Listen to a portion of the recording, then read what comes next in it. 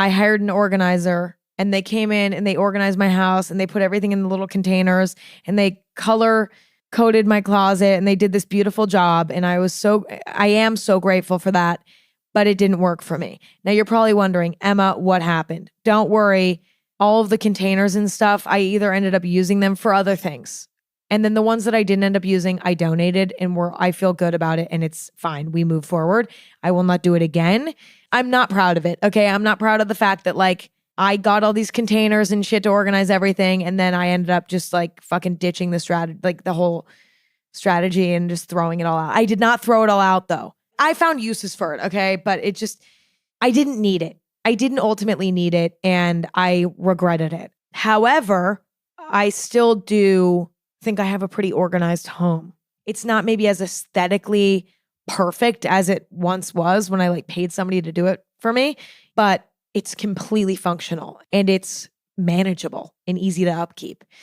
For years, I was so not organized and I couldn't figure out why. I was like, why do I constantly feel like I'm living in chaos and I can't find stuff and there's just like shit in my drawers that like I don't even use anymore. And I have like boxes of, I don't know, like stuff that I don't even know what's in that box or I don't even know what's in that drawer. Like I never felt like I had it all under control. I did not get it under control, I would say, until I moved into my most recent home. And the only reason why things changed when I moved to this home was because I made the decision that I was going to assess every single thing that I own, organize every single space, and put only the things that I need in this home. It was such a time-consuming process, but it was so worth it.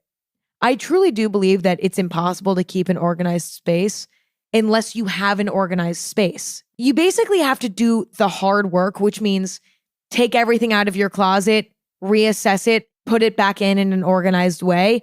Like, it's not like you can just, I don't know, like spend 10 minutes moving things around and now you have an organized closet. You have to do the dirty work. But I also think that this is most obvious when it comes to like a full home, right? If things don't have a specific place that they go, then you're going to be less motivated to put them back. You know what I'm saying? I mean, this is all common sense, but it's easy to forget when you've been living in your home in a certain way for years and years and years. And you're like, why can I just not get to a place where my home is organized every day? It's significantly easier to keep an organized house when you have one to begin with. And I've noticed it's been pretty easy to keep my current home organized because I spent months organizing this house when I moved in. Everything has a place. Now, I will say it's a lot harder when you're not moving. It's easier when you're moving because all of your stuff is in boxes and you can assess every single object and item that you have with fresh eyes. And to build a new organizational strategy from scratch than it is to take what you know and what you've known for years and start from there. You basically have to do the same thing as you would do if you were moving. So for example, you're spending a full Saturday in your closet. Fuck it. It's the weekend. You're going to put on a podcast or your current favorite album and you're just going to get it done. Okay. My recommendation is to take everything out of your closet. I know it sounds ridiculous. Take everything out of your closet. Everything. Stare at it. Make a plan as though you're moving into your closet for the first time again. You're like, all right, I'm going to put my shirts here. I actually think I want to hang my pants instead of folding them because I can't really see what pair of pant is what. Maybe I'm actually going to fold my sweaters instead because all my sweaters are such different colors. It's so easy to tell them apart. You make a plan and then you can ultimately put everything back. And when putting things back, you should be critically thinking about every single item. Do I wear this item? Do I use this item? If the answer is no, donate it. One man's trash is another man's treasure. Donate that shit. Somebody else is going to include it in their thrift haul, okay? Or something. I will admit, this is a time-consuming process, especially if you're trying to organize your entire house, it's something that you need to be realistic with yourself about. Like, okay, I can't do this overnight. And I think it's best to break it down into chunks. Like, okay, this weekend on my day off, I'm going to do my kitchen. Fuck it. I'm just going to do my kitchen. And then next month, I'm doing my closet. And you know what? I might even, if I have time, do the bins that are under my bed. And then the next week after that, it's holiday break. I'm going to spend 3 out of the 7 days doing the rest of the house. Like, it's okay. Like, you have to break it down into small chunks or else you just won't be able to fathom it. But it is absolutely so worth it. One of the most overlooked parts of organization that's the most important in my eyes is the idea of functional organization. Functional meaning, okay, if I'm organizing my kitchen, I'm going to put the spices right next to the stove because when I'm cooking on the stove, sometimes I like to randomly add a little pinch of salt or a little crack of pepper. I'm not going to put them all the way across the kitchen. In the drawer next to the sink, I should have my dish soap and my extra sponges. You know what I'm saying? It should make your life easier. It should make things smoother. Another example is like in my closet, I have things organized not by color because it's like that is too hard to maintain. I have things organized by length. I have a tank top section, short sleeve shirt section, long sleeve section. All of my sweaters are folded because I used to hang them, but they were too bulky and it was causing them to stretch in the shoulders a little bit. So I ended up just folding all of those. All of my denim, I hang up. I can't tell jeans apart when they're folded. Stuff that's seasonal that I rarely touch, like bathing suits or like short shorts, like those are all going in the drawers. I don't need to have those out all the time. Those are rarely getting worn. I live in Los Angeles. I don't wear warm clothes as often. So like my long sleeve stuff, it's closer to the back of the closet, whereas my shorter sleeve stuff that I wear more often, those are closer to the front. And, it actually took me a long time and I've reorganized my closet quite a few times, but now it's like everything feels right when I go in there and it's so easy to just find what I need and it just works.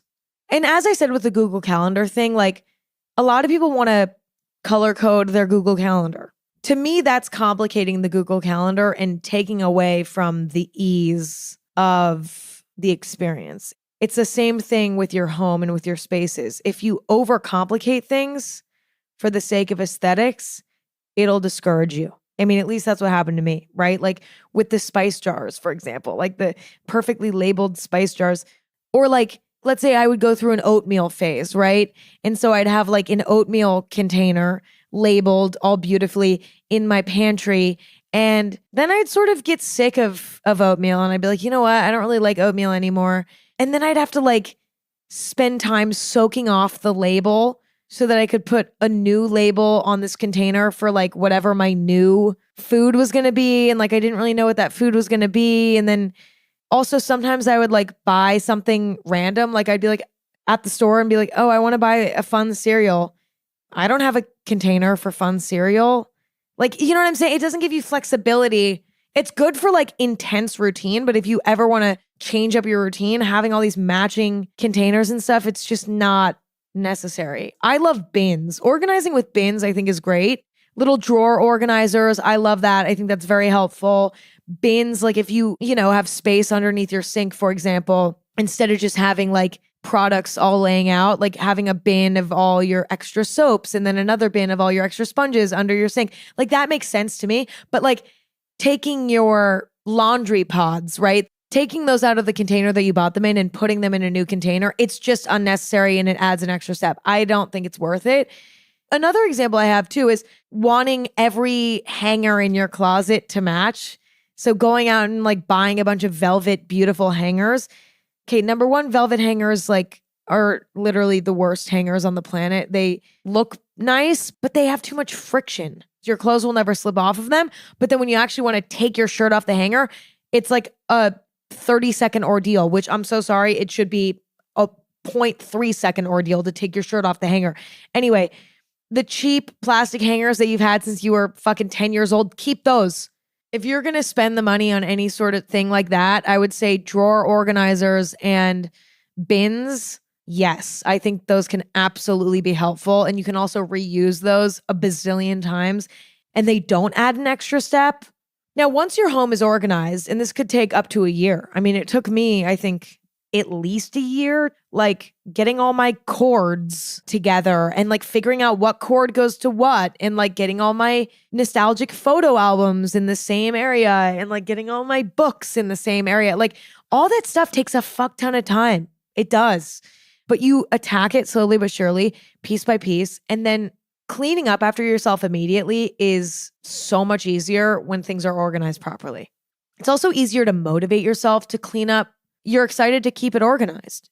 After I cook dinner, sometimes I'm like, oh, I don't want to do it. But then I look around and I'm like, oh, you know what? It'll be so nice to wake up in the morning to a home that I feel is organized. Let me just fucking do it right now. I'm just going to do it. It really helps to motivate. But it also helps to have a weekly organizational day. Like, okay, on Sundays, I'm going to spend 30 minutes to an hour just reorganizing, getting everything back together. It's also nice too to have a dedicated donation spot in your home somewhere. Maybe it's in your garage, at the bottom of your closet, like wherever it is, where you can throw stuff that you're done with. Every time you come across something in your home that you don't need anymore, you can throw it in that bin. And then, maybe once every few months, you take it to your local donation spot, whatever, or you can let your friends and family go through it and take what they want. Every few months, it's very helpful to go through and throw away all stuff that's expired. It's also good to do that with makeup and cosmetics. Like if you are somebody who wears makeup a lot, it's the little things like that that help upkeep the organization. But I will say it's different for everyone. So like me needing a weekly day where I sort of reorganize things might for you be 10 minutes per evening of you reorganizing things. Or it might be spending an entire day every 2 weeks organizing things. Because I think being on it is how you don't let things go and have to, start from scratch again at some point.